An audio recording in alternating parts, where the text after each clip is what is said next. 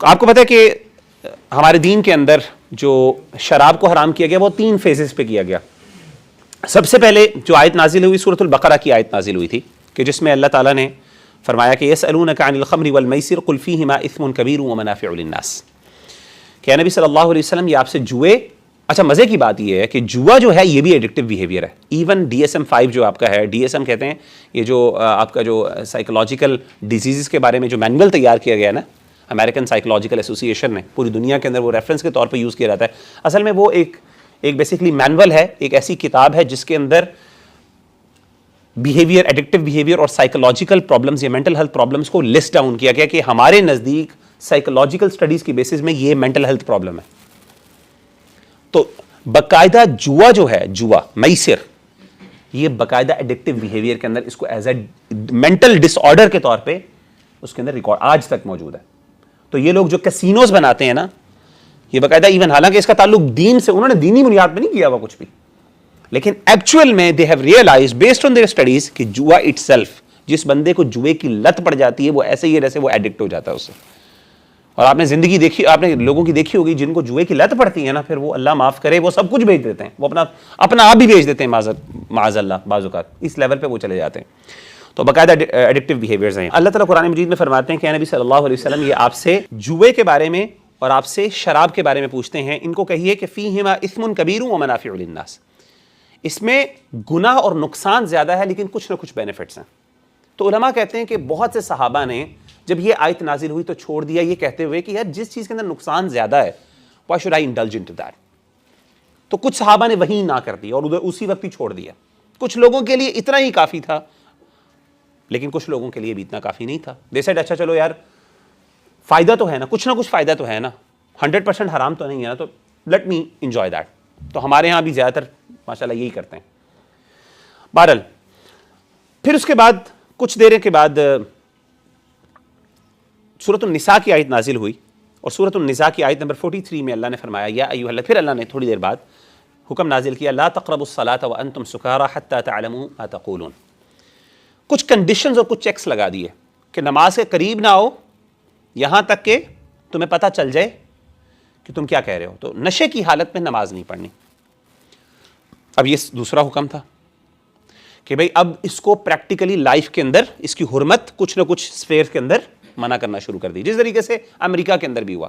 امریکہ کے اندر جیسے میں نے آپ کو شروع میں مثال دی 1920s کے اندر، 1920s کے اندر جب وہ نوبل ایکسپیریمنٹ کیا گیا تو اس کے بعد انہوں نے کیا کیا، جب وہ نہیں اس کو یعنی جب وہ ایکسپیریمنٹ فیل ہو گیا تو انہوں نے کیا کیا، انہوں نے کچھ چیکس لگانا شروع کر دیے. اور وہ چیکس کیا لگا دیے کہ اچھا یار ہم اس کو بری طریقے سے چھوڑ نہیں سکتے، اس کو ختم نہیں کر سکتے، ایسا کر لیتے ہیں ہم یہ چیک لگاتے ہیں کہ بھئی آپ نے ڈرائیونگ کے دوران نہیں پینی، ٹھیک ہے، آپ نے پبلک اسپیس میں فار ایگزامپل نہیں پینی، فلاں جگہ پہ آپ نے نہیں پینی، لیکن اس کے علاوہ پرائیویٹ لائف میں آپ پی سکتے ہیں.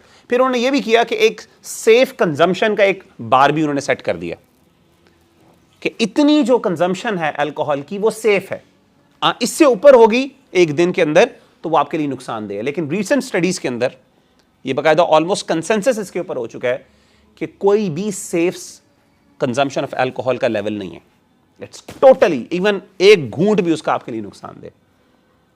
بہرحال تو قرآن مجید میں دوسری چیز یہ کہا کہ نماز کے اندر جس طریقے سے انہوں نے بھی کچھ چیزیں ریسٹرکٹس کی، تو ہمارے دین کے اندر سیکنڈ لیول کے اوپر کیا کیا کہ نماز کے اندر اور اس طریقے سے نیکی کے کاموں کے اندر کہہ دیا کہ اب آپ نے شراب پی کے یہ کام نہیں کرنا.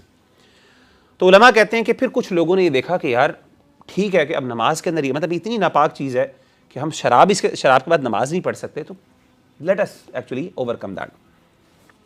اور پھر آخر میں سورۃ المائدہ کی آیت نمبر 90، یہ تھرڈ جو اوبلیگیشن تھا جو آپ کی طرف نازل ہوئی آیت، وہ یہ تھی یا ایھا الذین آمنوا انما الخمر والمیسر والانصاب والازلام رجس من عمل الشیطان فاجتنبوہ لعلکم تفلحون، کہ جو ہے جوا اور اس طریقے سے یہ آپ کا میسر جو ہے آپ کا جوا شراب اور اس طریقے سے یہ بتوں کے سامنے جو نذرانے پیش کیے جاتے ہیں اور اس طریقے سے یہ جو فال نکالا کرتے تھے، ٹھیک ہے نا، گڈ اومن اور بیڈ اومن کی ڈٹرمنیشن کیا کرتے تھے اس زمانے میں مختلف طریقے سے تیروں کے ذریعے، اور اس طریقے سے آپ نے اللہ نے کہا یہ ساری رجس من عمل الشیطان، یہ شیطان کی گندگی، شیطان کے برے اعمال کی گندگی، اٹس ورسٹ، اٹس حرام، فاجتنبوہ، اس سے بچ جاؤ. منع کر دیا لعلکم تفلحون تاکہ تم کامیاب ہوگے. تو یہ فائنل اوبلیگیشن تھی جو اللہ تعالیٰ نے نازل کی اور اس کے بعد پھر صحابہ نے کلی طور پہ چھوڑ لیا. اب 3 چیزیں ہیں جو میں سمجھتا ہوں کہ جس کے ذریعے آپ جو ہے 3 پریکٹیکل چیزیں میں انشاءاللہ آپ کو بتاتا ہوں. یہ تو میں نے آپ کو جنرل چیزیں کچھ اوور ویوز دی آپ کو. 3 کام بڑے امپورٹنٹ ہمارے دین کے اندر بیان کیے گئے ہیں. میں یہ نہیں کہتا کہ اگر آپ یہ 3 کام کرتے ہیں تو آپ 100% اس سے آؤٹ ہو جائیں گے, نکل جائیں گے, لیکن سٹڈیز پروو کرتی ہیں کہ جن لوگوں نے یہ 3 کام کیے ہیں it help them a lot in overcoming their addictive behaviours. کوئی بھی ایڈکشن ہو سکتی ہے, ایکسٹریم لیول کی بھی ہو سکتی ہے, مائنر لیول کی بھی ہو سکتی ہے. اگر مائنر لیول کی ہے تو پھر تو آپ آرام سے نکل آئیں گے انشاءاللہ.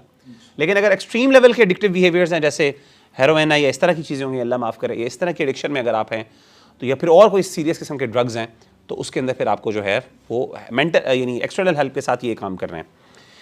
پہلی چیز جو ہے وہ ہے مصاحبہ, companionship, good company. Actually studies prove کرتی ہیں کہ بڑی بڑی اچھی کمپنی آف فرینڈس یہ آپ کو ہیلپ کرتے ہیں اس پرابلم سے باہر نکلنے کے لیے.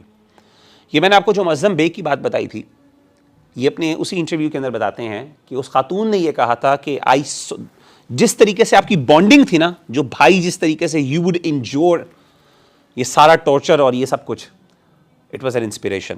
سبحان اللہ. اور معظم بھی یہی کہتا ہے کہ ہمارا جو بھائیوں کا آپس میں جو ایک تعلق تھا نا, اسٹرانگ جو بانڈ تھا, اس کی وجہ سے actually it helped us actually survive. ورنہ اکیلا ہونا اکیلے بندے کے لیے بہت مشکل ہوتا ہے بعض اوقات. لیکن ایمان کا نا اس لیول پہ انسان پہنچ جاتا ہے کہ انسان کو کسی کی ضرورت نہیں ہوتی, اللہ کے ساتھ ایسا کنیکشن ہوتا ہے, انسان نکل آتا ہے بعض اوقات. لیکن ہر بندے کے ساتھ نہیں ہوتا. نارملی آپ کے بھائی آپ کے ساتھ